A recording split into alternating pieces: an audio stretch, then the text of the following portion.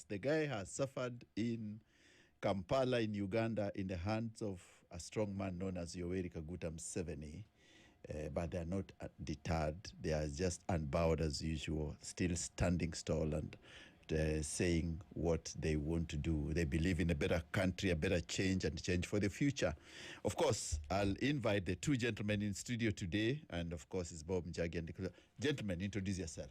What was sauti yenyu? Asante bwana CEO. Yes. My name is Bob Njagi. Yes. Bob Michel Njagi. I'm chairperson of the Free Kenya movement, a concerned citizen in this country. Yeah. I'm also a presidential candidate in 2027, but mostly I'm a patriotic Kenyan who fights for the oppressed, who stands up for the rule of law, human rights. I'm a human rights defender, and this is partly why we got into trouble when we crossed over to Uganda. I want to first thank the media, especially KTN Standard Group, for really coming through when we were at our hour of need in terms of publicizing what was happening in Uganda. I also want to thank the young people, the Gen Zs, who took to the Twitter, TikTok, and really created a very strong momentum for our call to be released. So nashukuru sana wapendwa, tunawapenda sana. We continue to fight for good governance, democracy, accountability in government systems, and we are organizing ourselves not only in 2027, but even with these by-elections that are upcoming, whereby we are supporting independent candidates to take over. But we are saying that partly the problem we have in this country is the political infrastructure, the system that we have, is not being able to create the kind of leaders that we need to have, and therefore we end up having protests year in and year out due to bad governance. It's about time now we also now moved from protest to power. That's what we're saying. Protest to power. From Very protest interesting. to power. Protest Yes. to... Nick. Yeah, Nicholas Oyoo. Yes. Mimi ni Secretary General of Free Kenya Movement. Yeah. Pia mimi ni mpigania haki. Yeah. Pia mimi napenda nchi yangu. Yeah. I'm a patriotic Kenyan, but I'm also a Kenyan who believes that things must go right. I'm a person who believes in the Constitution and the process that this Constitution must take. And gentlemen, you've actually captured it very well. Your beliefs and it's not in doubt. So how did you end up in Uganda, and how are you guys taken in? We started by traveling there for our own personal issues, and we realized that our this is a sister organization. When we say people power, higher power, then they say people power, our power. Yes. So we were there in solidarity. For us, solidarity means anything you can do for a comrade. Even when you go to court and you can't do anything there, but you appear there, that's solidarity for us. Even when you just tweet and talk about that issue, that's solidarity. And you saw what it did. So we went there on solidarity. So as we got into that engagement, we found that he's a bit busy. We didn't get time to sit down with him and ask a few questions we wanted to ask, because we also on a fact-finding mission. We wanted to see how this can also help us in some of the things, the way we organize. Unfortunately, after we had left that convoy and we had gone to a petrol station, Starbucks, I think it's Mutuga, that place, that is where they came for us.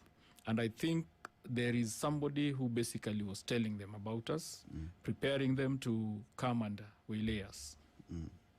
It's really sad that you went to help a sister organization, and because you believe in a freer, democratic space and country, but the government of the day does not see you as people who are fighting for freedom. They're seeing you as trouble. So how do you connect the misconception of what you stand for, the ideals which you stand for, which shapes your vision, with the environment you're operating in? Njagi? Yeah, it's very difficult, like we came to understand, that the environment in Uganda is very different from the political environment in Kenya. I think for us, we're a bit lucky that the Constitution allows for more freedoms of association, freedom of speech, and we sometimes take those freedoms for granted. In Uganda, they are still using a constitution that perhaps, actually the constitution does allow for us to mingle politically, but they have a system which is a military state, whereby the military runs the country, so to speak. And so they can choose to even suspend the constitution at will, like what they did for our case. If we had been arrested, we ought to have been presented to a court of law within 48 hours as per their laws. But they opted to abduct us forcefully because we had no option of refusing. You know, we were actually abducted forcefully. We were tortured. We have been kept incommunicado, total incommunicado, where you don't speak to anyone outside where you are or inside. We have been denied proper food and medical attention for those 38 days. We were psychologically tortured and physically. I mean, this goes against all the human rights, laws, either both locally or internationally. And it is a serious diplomatic trick, even for all other Kenyans who want to travel for business or for leisure in Uganda. It means that you can be picked anywhere, you're not safe. And this is actually going against the spirit of the East African community. My passport is an East African passport. I entered into Uganda and I was given a 6 months visa, actually. So we were there legally.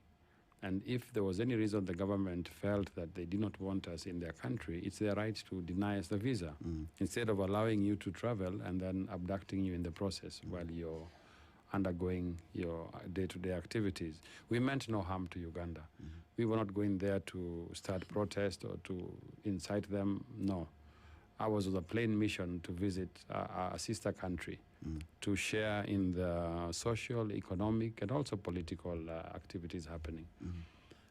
Going forward, I think the timing perhaps was a bit sensitive because they're having elections in a few days' time, on the 26th. 26th, yeah. Yeah, so that's in a month's time. I was actually supposed to travel there again in January. I have my friends from Canada who wanted to visit Uganda. So they asked me, Bob, do you know a place we can visit? I was going to fact find and see if we can, the travel plans. I'm sure they're going to cancel those plans as soon as they hear what happened. So this is something that goes against the spirit of East African community. We need to have a more open and liberal society. And even when we go to Tanzania, we follow the laws of Tanzania. We don't break the laws. That is not to mean that we cannot partner with people in Tanzania to advance our ideologies there. That is exactly what we are doing. And even with this upcoming, we are proposing to initiate several strategies that are going to compel the government of Tanzania to come down its high horse. Over 10,000 lives have been lost as we speak, and unconfirmed, but we are getting the reports from the people. Just now I received some Tanzanian refugees who have crossed the border into Kenya, and they're giving us information of what is happening. The president saw herself using a military, in a military camp. So the similarity is happening in Tanzania across the region. Remember, our president, William Ruto, is the chairman of the East African community. Currently, yes. So therefore, it means that in his position, he's able to curtail or not. He's able to call these presidents to order as a chairperson.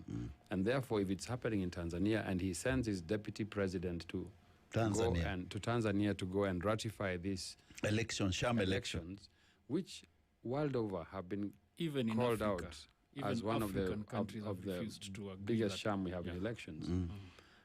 So for us, we are calling for a major. We're going to be joining the Tanzanians on December 9th. We are asking all Kenyans to join this struggle. We join our fellow brothers in Tanzania to call for justice first for all those people who have been murdered. And two, we are saying that we're not going to recognize Samia Suluhu as a legitimately elected president of Tanzania. And therefore, the demands of Tanzanians is that she steps down and allows for another process that will be able to midwife what is happening in Tanzania. Otherwise, the country, people are already divided. And she cannot be seen as a credible leader. Unifier. Yes. So we joined the UN, and we thank the UN for taking a tough stance on this issue. They have flagged Tanzania out, and we hope even the US and other development partners can join and put sanctions on this government. All their officials should not be allowed to travel outside Tanzania. They should be denied any kind of funding for this government.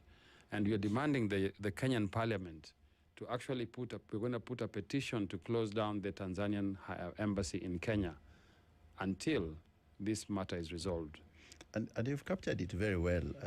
And I remember what the president of Uganda said about you guys. Yoweri Kaguta Museveni said that there are 2 Kenyans who came to my country and we put them in a fridge. So maybe what Kenyans didn't understand, and you've captured very well the Tanzanian quagmire. What is this fridge Yoweri Kaguta Museveni, the president, was talking about? He put you guys. This fridge is a metaphorical thing he's talking about. Yeah. It's when you are a person who lives in freedom, you believe in freedom, you are called Free Kenya, by the way, being put in a place that is a cage, that's a fridge. So really what he was telling, chambers, basically. That is torture. It was torture. Torture is not just beating, though that one also happened. Torture is also psychological. Torture is also you can't move anywhere. Torture is also you can't make any plans. Torture is also you can't talk to people you know. Torture is also you can't organize your issues. That is torture. And so for him to use that fridge, it was about telling us that, see, our issues have been frozen as the Free Kenya movement. You get the point? So that is the kind of thing that he was creating there, to tell people. In that same fridge, we have Ugandan civilians. In the same fridge? Yeah. Yeah, one of them is actually the brother to the Internal Affairs Minister. The Minister for Internal Affairs, he's looking for his brother right now as we speak. He's been held at a place called Ronyo. Ronyo is a center. That's where we've been held in the last safe house. The brother is there. He's called Amos. We have high-ranking government officials, civilians, who are still being held in that place. We have Nigerian brothers, about 6 of them, civilians, who have been kept there for so long, being tortured. One of them was explaining to me how his torture went. They were using a pliers. They squeeze his fingernails. He has so much body injuries that they don't want to release him in that condition until he's healed. He's still there. His name is Joseph Ifaye Chukwu Nwobodo. He's a Nigerian national. I hope the embassy of Nigeria can be more, like what Kenyans at least try to do. Yeah, proactive. Yeah, be proactive in protecting the rights of your citizens. Whether they're innocent or guilty, let that be proven in a court of law, but not in a military base. In that same fridge, we have Nusubuga Sam. We have somebody called John Mary Luchamsi. And I was in the cell with a Nigerian who is called John Alexander Egbo. He was in the same case with what the other one that Bob says. And we know there are many other people. In that fridge, there is 150 Ugandans out there. That fridge. 150 in Ronyo. In fact, some are in freezers. Those ones are in Serakasenyi. Serakasenyi. In Ronyo is where we have another safe house. Yeah. That one has some Ugandan nationals, and ourselves were there also. So maybe, Bob and Oyoo, what you needed is to paint for us a picture. You are picked at Starbucks. Where did you end first? We ended up at Kasenyi. Kasenyi is a military prison. Is a military camp. Training camp. In fact, the place that they locked us in was not actually cells. They were houses of those soldiers. So when they picked us, and I think the Nigerians, because we found out that they came a day before us in that place, those were houses being built for the soldiers. But they decided to lock us in there. So you find that that kind of a thing. You go there, it's a military camp. In the morning, at 4 o'clock, 3 o'clock, 3:30, you start hearing guns and bombs because they are training there. So those are the things that come into your mind every time. There's a soldier who told me that we in the Special Forces have something called a report. Our report is basically if you're given 5 bullets, you must bring back 5 bodies or bring back the 5 bullets. What? That is what he was telling me. Interesting, but also very sad that people can be killed without recourse in that country. And people can be jailed without being told what crime they've committed. All these people who are there, nobody knows their crime. The ones we met, at least. Interesting. So those were from the safe houses. That's when you're taken to Ronyo, to other places. From the Serakasenyi training camp, we spent 23 days there. Yeah. and we were moved from that camp now to a safe house. The purpose of moving us was because I think word had gotten out that there are civilians in the military camp. So they had to move the civilians out quickly before investigations were Commenced. commenced. And we were taken to a safe house where we stayed for another 14 days before our release. And that happened at 6 o'clock in the morning. Now, the thing is this, you're moving out, you don't know where you're going. You don't know, there are 3 destinations here. You could be getting released. You could be going to Be killed. transfer. Yes. But there is a kutumwa kwa Mungu. Yes. So now you're in a situation here, you are not sure what your feelings are going to be. When they came for me, they got me in the last sleep where you are almost waking up. And I hear my name, Oyoo, and about 5-6 people get into the cell. The cell is a small place. So it's very traumatizing, first of all. And then they pick me up. I was not in my shirt. You know, we have those same clothes for 38 days. So I'm washing it sometimes. I put it there. I sleep without it. So I'm wearing it so that I had to wear it. They had to remove the handcuffs for me to wear it. And then after I've worn it, I told them that I want to use our latrine. Our latrine is a small 5-liter jerry can. Yes. Yeah. That is cut at the top there. So they told me, no, this is not the time for that. So I'm like, wow. Does that mean that it's over? It's really traumatizing. It's really sad, actually, to put people in such conditions. And the Kenyan government, did they play a big role before Uhuru stepped in to get you guys out? A big role in us being abducted, or in Either. Because they can play a big role in getting abducted. You know, it's your country. We are almost convinced, CEO. Yeah. We are almost convinced. Yeah. The timelines tell us very differently. That the government played a role. Coalition Yes. with them. Yeah. We are almost convinced. They need to convince us. Last the year other I way. was disappeared for 32 days. Yeah. It's the same system here that disappeared us, including all the Gen Zs that were killed here. And it said the same It's thing. not a different Bob is government not, that was Bob there is in not in place. our hands. What happened to the Gen Zs who died? Have we gotten justice for them? Zero. The people who were abducted until today. And you by heard this the government. president say he doesn't regret So it. what is happening in Uganda is, and Kenya and Tanzania, these are governments that are colluding and conspiring against their own people. And they are monitoring and looking at activists like ourselves, Boniface Matiang'i and others, then targeting us, charging activists with crimes of treason, flimsy charges in court. Like in Uganda, they have so many young people who are arrested just for participating in a rally, So, CEO, this matter is, we can talk about it as a joke, but if the people don't unite as well to fight these oppressive governments, we're not going to win this war. It's very important. The governments have sat together and have decided to muzzle free thinking, free speech, and all that. Yes. So you've said that you spent 38 days. Did these guys feed you? Did they offer you any medical attention, or it was They bring some medicines that are just, I would say, not medicine that you'd get out and buy if you had a chance. You have problems. Me, I had several bouts of diarrhea, severally, because you're eating the same meal every day. What was the meal like? It is posho. Posho is ugali, but I would downgrade it somewhat. Because they don't eat a lot of ugali there.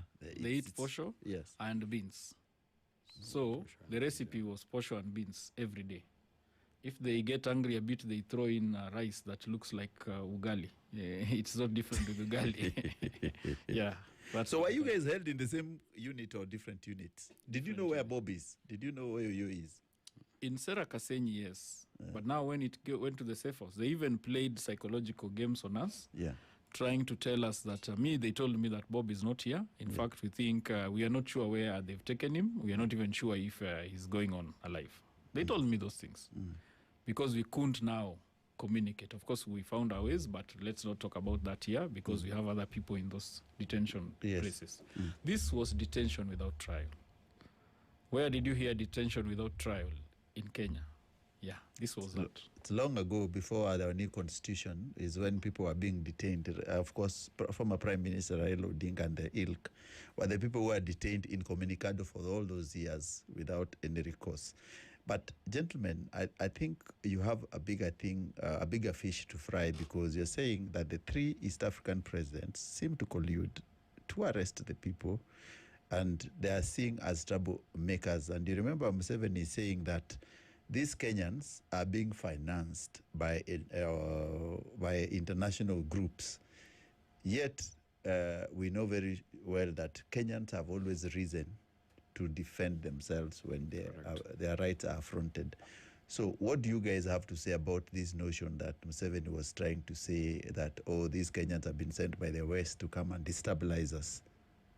Those are very unfortunate remarks coming from a dictator, if I may say so, because we have always relied on the power of the people. As a movement, whenever we have an activity, we put our pay bill out there, and Kenyans can contribute as little as 10 shillings towards our activities. We are driven by the power of the people. But if we get partners or donors who might want to facilitate any of our activities, as long as they're aligned to our ideologies, we cannot say no as long as we're not breaking the law. Yes. However, we are not funded by any of foreign interests. This is purely a very organic Kenyan movement, especially I can speak on behalf of the Free Kenya movement. That's our treasure right there. You can also donate something to our pay bill. We have the pay bill. Can you read it? It's, Yes, let me give it out here, a pay bill, because we need support from Yes, Kenyans. sure. Give me the pay bill, account number for the bank. I will read it out later towards the end. And we welcome the support of all Kenyans because we need, like now, we want to engage with the by-elections on the 20th, this coming ones on the 27th of November. We are supporting candidates across the country that represent the ideology which we stand for. And these are mostly the independent candidates. We'll need to travel to the communities to tell them about the kind of change we want to have. So any support towards advancing this. We have victims. For example, we have victims of people who are still in incarceration. We need to speak more to the media about these issues. We'll have to travel from one place to another. So our support comes from the people. The account number, do you have it there? I think you have it in your pocket or something. Yeah, wallet. So I think as you gets your pay bill number, gentlemen, Yes. there's also a very important question to answer. It would be that if now the Tanzanian case is ongoing and you're saying that you're receiving these people who have come back and they're saying people have been killed. Boniface Mwangi went to Tanzania. He was abducted, tortured, and also almost lost his life there. How will you help handle the Tanzanian question? It's very easy. First, we look at the diplomatic ties. That's where we're saying we'll take a petition to Parliament to lobby for parliamentarians to actually push a motion to dissolve, or rather to stop the Tanzanian embassy from operating in Kenya. These are diplomatic effort. Secondly, we are going to partner with the people of Tanzania on the 9th of December in what we call Article 37, the right to peacefully protest, and organize a major, serious push right here in Nairobi, Kenya, to push for the freedom of the Tanzanian people, right? We are going to write to the UN. The UN has already written to the Tanzanian government on these issues of human rights atrocities. So we can push for an inquiry from the International Criminal Court, ICC, to weigh down on this regime, to collect data, because a lot of data that is already present, and initiate a process of investigating these crimes against humanity. So I think if we use these different tactics, then we can force change within that region. Otherwise, if we allow what has happened to proceed, then we are likely to see the same in Uganda after the elections, and even in Kenya in 2027. So we are worried about this thing of transmitting bad behavior of government. From one They're telling country us to we are another. the ones transmitting bad behavior. Yes. But there is bad behavior of government, really. Okay. Because the kind of things that you're seeing, Yes. in 2007, we had these issues. Yes. These elections in Tanzania is really not the best thing. We have seen Tanzania as a very peaceful country in our neighbor. In fact, it was Kenya and Tanzania, the area of peace. Now you find what has happened. Uganda is coming in the next few months. Then if this happens again, somebody is learning. And then us next. So we are really worried about that. What do you foresee 2027 to be like then, gentlemen? Because you see what is happening in the elections around East Africa has been very chaotic in the recent past. The Tanzanian, I know the Ugandan is, and I had an interview some time back with, of course, Bobby Wine, because we come a long way. And we talk a lot. And he was really worried about the situation, the Ugandan situation on ground for his supporters and people. What do you think this would be transmitted to Kenya, or do you think Kenya will have a better election coming forward? Already we have a problem in our view as a Free Kenya movement. We even challenged the current commission before it was inducted due to how the process that was followed to arrive at this commission. That said, we are pushing a referendum, and we are collecting 1 million signatures online on www.freekenya.co.ke. You can check the website and sign online. Petition. Yes, with 1 million signatures, we want to initiate change in terms of how we vote and push for an electronic voting in these upcoming elections. Brazil is doing it. Other countries like India, with about over 300 million voters, actually finish an election without any election petition being raised in court due to the transparency of the process. So if we can look at the electoral process before we go into the elections, then we can have a possibility of having a free and fair election, like in Ghana. Ghana, they've had 3 presidents incumbents who have been removed from power. And there's no contention in the judiciary because they have adopted the electronic voting system so that when you go to the polling station, as you confirm your biometrics, you can vote right there and then. It's very difficult to steal an electronic voting because even if you rig the election, it will be seen how many votes you have stolen. The reason why is that the Constitution says that an election ought to be neutral. And there is no election observer who is neutral, including the chairman of IBC. Never. At the end of the day, he has a vote and he's going to choose a president. So the neutrality of the election can only be done through an electronic voting system. And that is already provided for in the Constitution. What we need to do is under Article 257, enable it through a referendum. So one of the things we are proposing as a Free Kenya movement is to convince Kenyans to join us and give us your signatures, including yourself, CEO, before we leave here. I'll take your signature and solo. And solo, eh? So we'll be having only 900,000 left. If we go this direction, this is a peaceful process towards sanitizing our electoral process. But that said and done, also there are other reforms that are required, like in the judiciary. Okay, we need to do some judicial reforms to affirm the independence of the courts. We have IPOA, we have seen where it's failing. It's an independent commission that cannot prosecute crimes against the police. Why? Because they have no prosecutorial powers, they have no funding. These are issues that can only be resolved through a referendum because it touches on independent commissions.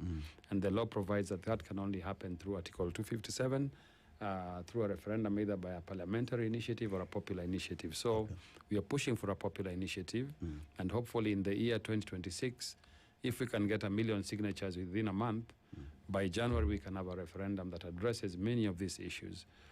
Protesting alone is not a means, is not an end, but a means to an end. After the protest, then we have the boardroom meetings, and that's why we're saying let's call Kenyans to a people's dialogue through a referendum, probably by the beginning of next year. Then through that, we can sanitize the elections, we can sanitize the systems and structures of governance, which we have a problem with, and we can have a better country. Right? Actually, CEO, we are using Article 257.3, which is a general question. So that general question means that anybody, as long as you meet the parameters that we are for, then you can bring your issues also. And that is what you're saying. That is what is calling the meeting that you're going to have, so that people can also contribute issues. And we need to ensure this country does not go backwards, because we've moved with the 2010 constitution, but we now need to take it further. And that is what we are looking at. We are looking at bringing the people into the constitutional engagement in this country. Because constitutionalism. Yes, because you see, CEO, none of you and me were in that room in Naivasha. Of course. Those people who were there were members of parliament, and some of those people who were aligned to that constitutional process. So the people were outside. We were brought a constitution, but you realize that if you talk about public participation, you don't even have a framework of it. If you go to parliament, they create something that doesn't work. If you look at a situation that we had in the recall issue, you find that the recall cannot work. The recall cannot work. They tried to recall Aisha Juma, couldn't work. even Pasaris the other day. Didn't work. So we told people, when we were going against IBC, people told us that we need an opportunity to do recalls. But it doesn't work. It doesn't work. So we are telling people, it is time you come out, get into the boardroom of this country. Go back where you belong, in the boardroom of this country, in the leadership of this country. You lead the leaders. It is the people that must lead the leaders. Just to interject kindly before I forget, Our pay bill number for the Free Kenya movement is 663670. That's a business number. And the account number, just put in your name, whether it's CEO, unaweka hapo 10,000, for example. But we are saying, tunataka wale funding. Yeah, just even 10 bob. Actually, you can get 1 million Kenyans who can say, let me commit 10 shillings only. For you have 10 million and we can change this narrative of what is happening in this country. So we just need a bit of support. And this support is very institutional because it goes to our accounts and we have a very accountable system. The Secretary General is here, the Treasurer, the National Coordinator is there of the movement. So don't feel free to know that we are going to account for every penny that we receive from the people. And CEO, when they say that we collect money from outside, you know, we've really struggled. We get people giving us 10 shillings. We get people giving us 100 shillings. We get people giving us 1,000. That's what we've been doing all through. If they look at our record and the way we have engaged, and even you can go and look at the KCB account, you will see people send us small little donations. So when somebody says that we are puppets of the West, it is actually an insult. It is an insult to Ugandans to say that we Kenyans, the experts of riot, are going to teach them to riot. That is an insult to Ugandans. They have their minds, they have their capability, they're adults there, they have their issues, they have their experiences, same as us. So if somebody thinks that we cannot think, then that is very unfortunate. It's unfortunate because, of course, and let me read for you what's happening in Tanzania. Then I want you guys to weigh in. And it's part of the things we are saying. Politicians in Tanzania are shocked over hundreds of young protesters who are massacred. Hundreds. Inside the AFP news agency are too afraid to speak as tiny cable headliners surround the president. Gruesome images of Tanzanians have flooded the internet and triggered wild protests. So they are saying that hundreds of Kenyans are also in this mix. And Kenyans have never retaliated in Uganda, in Tanzanian case, for example, by chasing Ugandans and Tanzanians. And you know there are many young Tanzanians in Kenya. Yet Tanzanians are chasing, the ministries are chasing Kenyans. How do we react to such incidents? I want to say this on that. We as Free Kenya movement are supporting a Pan-African agenda where we want the whole region to integrate economically, politically, and socially. So we should not look at Tanzanians as our enemies. It is the state of Tanzania, the government, that is killing people, not the people of Tanzania killing Kenyans. So let's not make this a Kenyan versus Tanzanian thing. We shall be actually getting into that narrative which they want to divide us again to continue ruling over us. So we are saying to our Tanzanian brothers in Kenya, feel safe. Actually, I have a Tanzanian son. The mother is Tanzanian. Huh? Yes, it's called Daniel. The mother is from TZ. I'm the father. So what happens to my kid? Okay. So it's very close home. We cannot separate Kenyans from Tanzanians. We are one people. In fact, communities in Busia, there is Busia people in Tanzania, Uganda, Busia people in Uganda, and they're the same tribe. It's the colonial people who came up with these boundaries so that they can divide the people and rule us. So we should not join that narrative of these are Kenyans, these are Tanzanians. We are all Africans, all right? Any injustice in Tanzania is an injustice to Kenyans. So we are going to fight for Tanzanians, our brothers, including those Kenyans who have been killed there on the 9th of December. Take that note. Hata hiyo siku hata wewe kazi ya mtafika. Utengeneze poster. The issues here, yes. We have a lot of, my shopkeeper, the closest to my place, is a Tanzanian. We have a lot of them here, and we welcome them. We work together. We don't ask any questions. It is the same thing across board. I think governments using things like the Chan, the way the Chan happened. Do you know the politics of the Chan? People say that the government is the one that bought those tickets. The Tanzanian government. Yes, that is the story that is there. And they bought those tickets and blamed Kenyans for it so that they can create some animosity between us and them. We are not going to sink low, CEO. We are not going to kill any Tanzanian. We are not going to do it. We believe in constitutionalism. That is what we are about. If this is the riots that somebody is saying, then fine. I'm a rioter. Give me my certificate. And this yes. Give it to me. In bold certificate in bold colors. Gentlemen, and I think I really admire how you've articulated your issues, and they are very pertinent issues which the country needs to address. The people need to be informed, because when you're talking about a recall issue is very important. There are issues Njagi also you raised about the police and the prosecution, and which does not tally. And of course, the IEBC and electoral voting.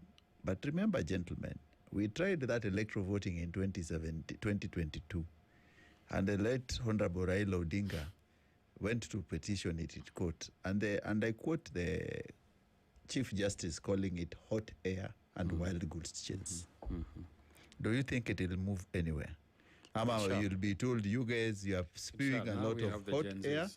And it will move. It will move. And hot air and the wild good chase. I quote them. Yes. CEO, we must believe in the good things that we can do. Yeah, I do. I'm just quoting someone. Yes. Yeah. I'm quoting the CJ, or is the one who said it.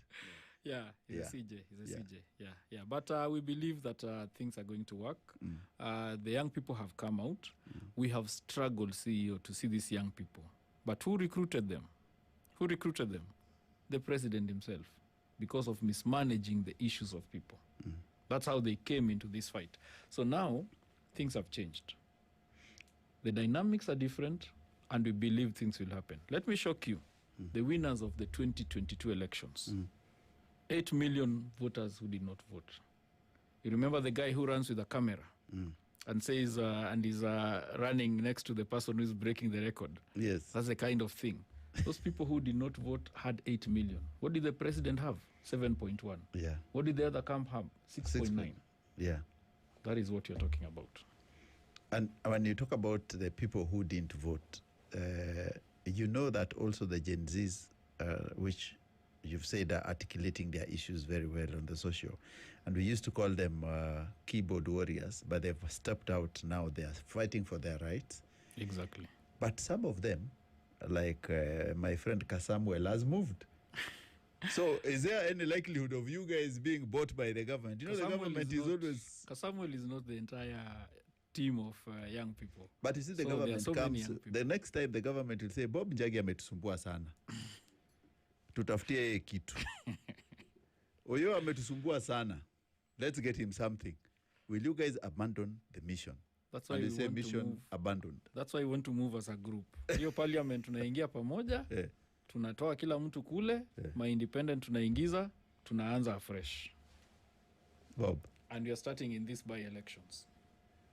Yes. Mission asking if I can be compromised. Yes. I've already been offered a job before and said no to it. A very lucrative job. But we're not doing this for our own self-aggrandizement. we have actually lost a lot, CEO, in the purpose and pursuit of a better country. It would have been very easy for us to cross over and get a good car and some money. But what will happen to the country? I think some of us are called for this mission. Yeah, this is something that we are on a mission. It's a liberation we are in. Of course, there are people who are going to be bought, but you cannot buy everyone, you know?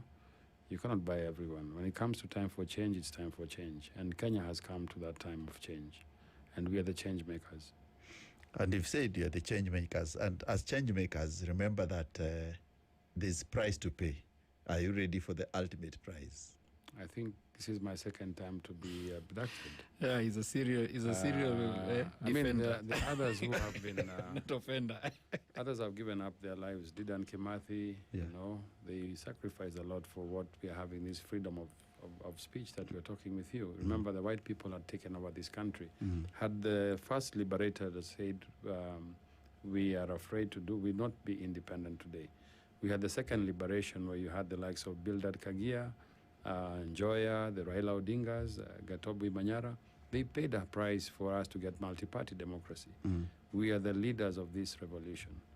And we're not going backwards until we make sure we deliver the third and final liberation, which is both economic, political, and social in nature. And that is coming very soon, CEO. Okay. Yeah. So we are saying that the third liberation is for this generation to make sure that we reach the epitome of what we need to do. But also, gentlemen, remember that you're going against a very sly president, very clever person as well. And he can put a lot of roadblocks on the way. And how are you intending, like Njagi, you're going to run for presidency? How have you organized yourself? We are organizing under the Free Kenya movement, but we have just agreed to come together with similar movements this afternoon, which are all pushing towards the same direction under the People Power movement as our umbrella. We are coming out as the alternative government. We'll have a political system that will have all the elective seats we have today, from president down to MCA. We're working with organizations that have a similar belief, whether they are from the social justice movement, whether they're from the civil society, where you have religious organizations that are not in politics but support a new alternative. We're reaching out to them. We have the trade unionists, the lobby groups, like the nurses associations and all that. We've been working with them very closely. So we are also proposing what we are calling a people's governments, which is now a structure of the people to use Article 1, that is direct representation, as an alternative structure of government, which is actually anchored in the referendum that we have. But even without the referendum happening, within the first 100 days into power, we'll be able to come up with that system that will entirely deal with the issue of corruption in governance. If you want to fight corruption in government, just put the people whom own the taxes to watch over their resources. There will be no corruption. And that system, we have built it, we have developed it. It is in our website. It's called the People's Government. It's been practiced in Makueni County under Governor Kivutha Kibwana. And through that system, the people of Makueni were able to interact with governance. And that's why you could see Makueni County was one of the leading counties for the last 10 years or so. It got to a point whereby when the MCAs wanted to impeach the governor, the people's governments mobilized signatures to disband the entire county. That is an awakening of the people. That's what we want to get this country to reach, where the people themselves can manage their own affairs.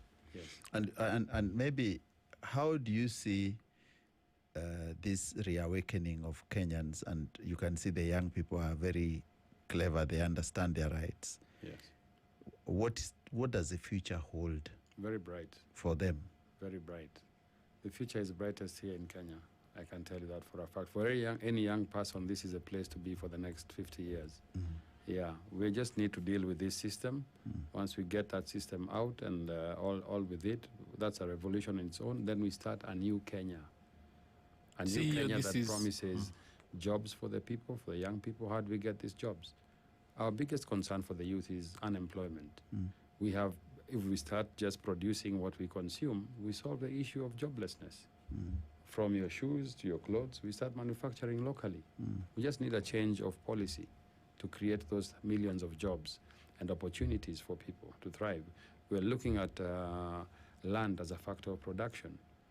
How do we change the land policy in this country so that there's better usage of land and our minerals? Like in Burkina Faso right now, within 2 years, Ibrahim Traore has managed to clear the national debt. How has he done it? He has leveraged on the minerals within his country to get more value, process those minerals at source, and therefore have more income into the country that can build schools, roads, and everything. It's not rocket science. That's something we can do even 10 times better than Burkina Faso. Of course. But unless we have a revolutionary change of mindset in terms of leadership and governance, if we go the normal way we are going of these guys versus those guys, we'll just remove Tom and replace him with Peter. But not making any difference. And see, this is the generation that went through the free education. This is a generation that people have studied, have understood issues. That's why you are seeing that they are awakened. The person who brought them back into this fight, it started at a point when they started in 2023 to collect taxes from things that were online. And so the young people started to pay attention. And when they paid attention, look at what they did. So that is what you're going to say. The only thing that you're saying is that we need to move to go to them and to explain to them our issues. Once we get that point to explain to them, you believe me, it will happen. And you've talked about the young people and the change and a revolution, which is, and I want to quote a gentleman known as Jill Scott Heron. He says, "A revolution shall not be televised." And if we are saying that this revolution is in place, how do we make sure that the youth benefit from the better land use, the taxes, and change of policy? And how do we place youth at the center of it? Actually, we have, in that issue that we are talking about, changing the constitution, we have a representation, change of representation that we have proposed. It is going to allow the 2/3 gender rule to be dealt with, but also youth and persons with disability elected directly to parliament. So that is one of the things. But also we are going to have an engagement with young people. You know, when you talk about the people in this country, you know who you are saying? 70% of this country is young. So it is those are the people. You're not talking of anyone else. When you say the people, those are the people.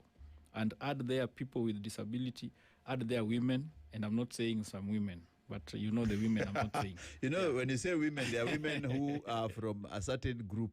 And I'm not saying those ones. And not the usual mamambogas. Remember, women. Kenya Kwanza Constitution lied to us and told us this government will be for mamambogas, will be for boda boda, and will be for all these guys. And, and look at the composition of that government. I've never seen a mamamboga and a boda boda. They can't fit. This is an elite game. It was just an elite game.